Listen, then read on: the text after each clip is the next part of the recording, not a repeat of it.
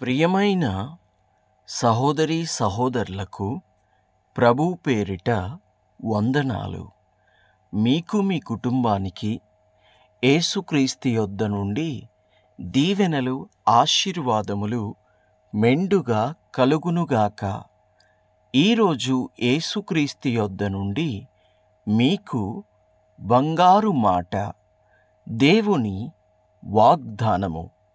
అపోస్తులుల కార్యముల గ్రంథము 2వ అధ్యాయము 21వ వచనము.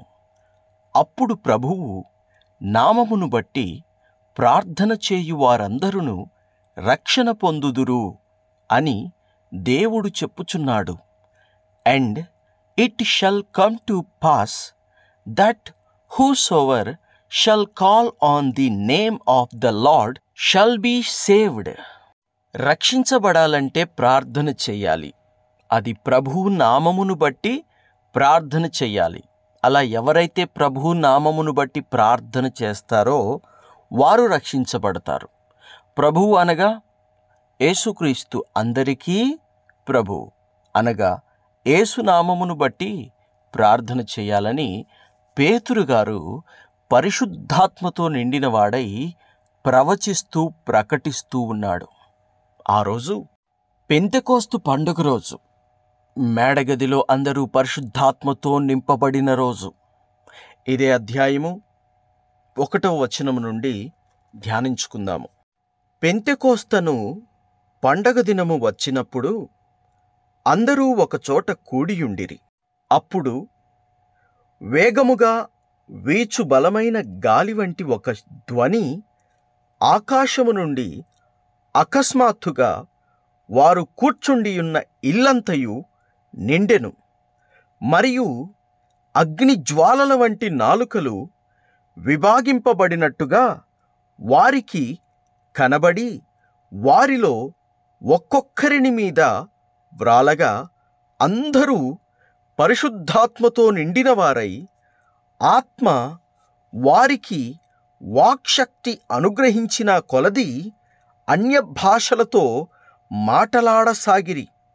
ఆ కాలమున ఆకాశము క్రింద నుండు ప్రతి జనములలో నుండి వచ్చిన భక్తిగల యూదులు యెరూషలేములో కాపురముండిరి.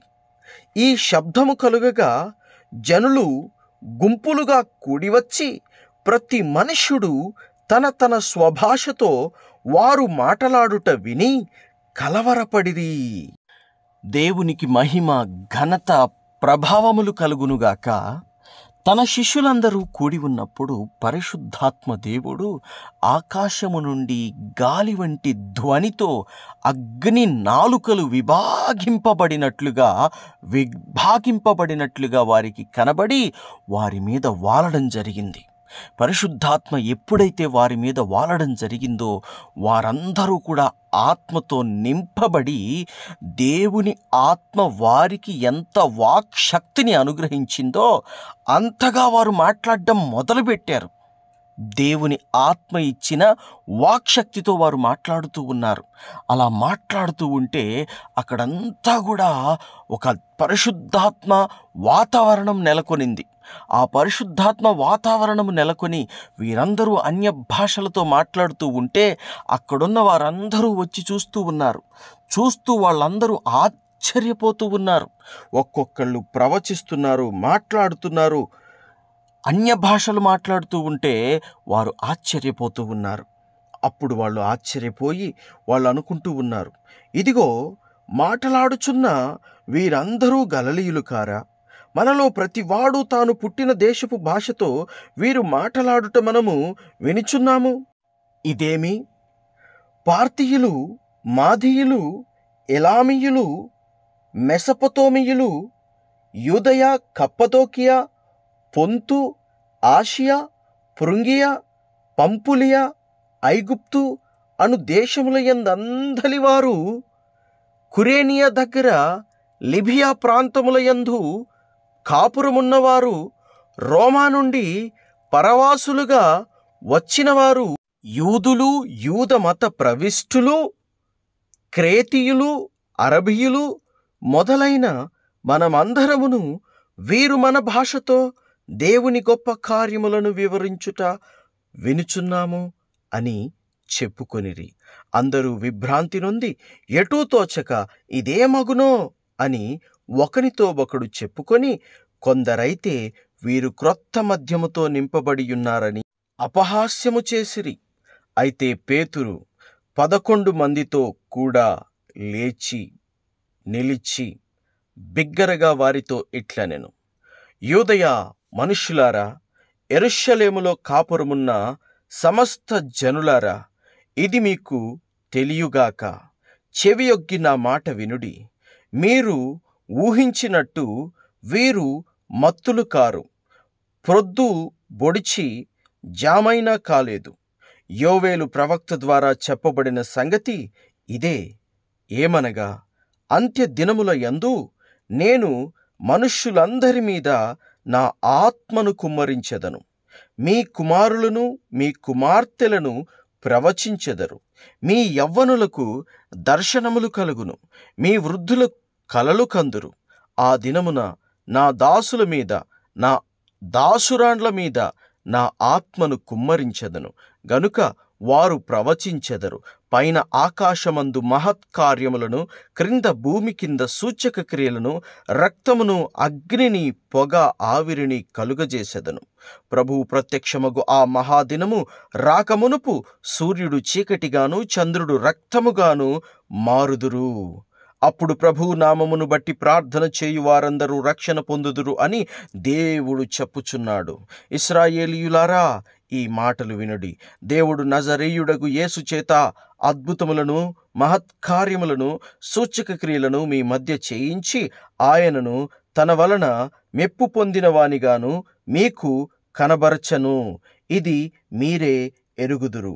దేవుడు నిశ్చయముగా సంకల్పమును, ఆయన భవిష్యత్ జ్ఞానమును అనుసరించి అప్పగించబడిన ఈయనను మీరు దుష్టుల చేత సిలువ వేయించి చంపితిరి. అయితే మరణము ఆయనను బంధించి ఉంచుట అసాధ్యము గనుక దేవుడు మరణవేదనలు తొలగించి ఆయనను లేపెను. దేవునికి మహిమ కలుగునుగాక. ఆయనను గూర్చి దావీదు ఇట్లనెను, నేనెల్లప్పుడూ నా ఎదుట ప్రభువును చూచుచుంటిని. ఆయన నా కుడి పార్శ్వమున ఉన్నున్నాడు గనుక నేను కదల్చబడను. కావున నా హృదయము ఉల్లసించెను, నా నాలుక ఆనందించెను, మరియు నా శరీరము కూడా నిరీక్షణ కలిగి నిలకడగా ఉండును. నీవు నా ఆత్మను పాతాళములో విడిచిపెట్టవు. నీవు నా ఆత్మను పాతాళములో విడిచిపెట్టవు. నీ పరిశుద్ధుణ్ణి కుళ్ళి పట్టనియ్యవు. నీవు నాకు జీవమార్గములను తెలిపితివి.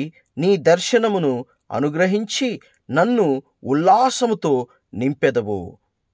దేవునికి స్తోత్రము కలుగునుగాక. దావీదు ఎప్పుడో తెలుసుకున్నాడు. దావీదుకి యేసుక్రీస్తుకి మధ్య ఇంచుమించు 2000 సంవత్సరముల వ్యత్యాసం ఉన్నది. దావీదు ఎప్పుడో చూశాడు ఈ విషయాన్ని. యోవేలు ఎప్పుడో ప్రవచించాడు ఆ విషయాన్ని. ఏమని?